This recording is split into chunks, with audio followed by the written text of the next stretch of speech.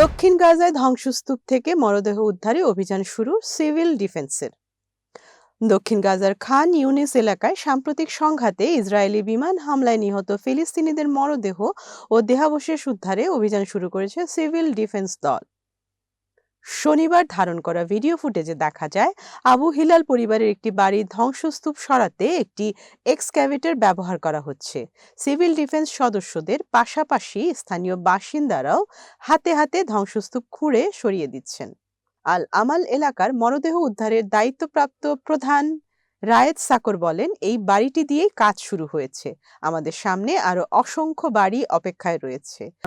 احنا الان نعمل بدانا وبشرنا العمل ابتداء من اليوم السبت 20/12/2000। আমাদের বর্তমান কর্মসূচি অনুযায়ী এই মুহূর্তে আল আমান এলাকার ১৩টি বাড়িকে কাজের তালিকায় অন্তর্ভুক্ত করা হয়েছে। তিনি উদ্ধার কাজে বড় ধরনের চ্যালেঞ্জের কথাও তুলে ধরেন, যার মধ্যে সবচেয়ে বড় সমস্যা হলো প্রয়োজনীয় যন্ত্রপাতির অভাব। পুরো অভিযানের জন্য মাত্র একটি এক্সক্যাভেটর ব্যবহার করা হচ্ছে। রায়েদ সাকর আরো বলেন, আমরা সংকীর্ণ জায়গায় কাজ করছি, এটাই বড় চ্যালেঞ্জ। তার উপর যেসব বাড়িতে মরদেহ রয়েছে সেখানে শহীদরা দীর্ঘ সময় আগে নিহত হয়েছেন, ফলে দেহাবশেষ পচে যাওয়ার সম্ভাবনা রয়েছে।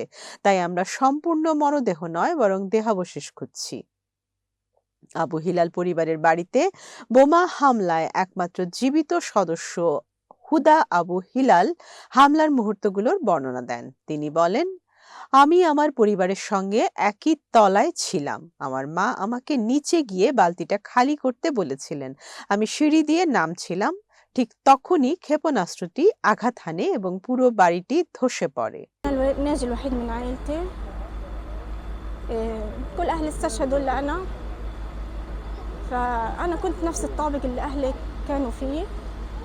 তিনি আরো বলেন, একটি ছোট ফাঁক দিয়ে আমি রাস্তায় বেরিয়ে আসতে সক্ষম হই।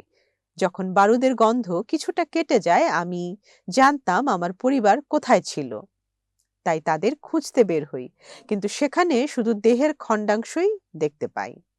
ফিলিস্তিনি সংবাদ সংস্থা সাফা এর বরাতে জানানো হয়েছে, গাজা উপত্যকার বিভিন্ন এলাকায় ধ্বংসপ্রাপ্ত বাড়ির নিচে এখনো ৯,০০০-এর বেশি শহীদের মরদেহ আটক রয়েছে। উল্লেখ্য, ১০ অক্টোবর থেকে কার্যকর হওয়া যুদ্ধবিরতি হামাস ও ইসরায়েলের মধ্যে একটি বৃহত্তর সমঝোতার অংশ, যা ২০ দফা ট্রাম্প পরিকল্পনা নামে পরিচিত।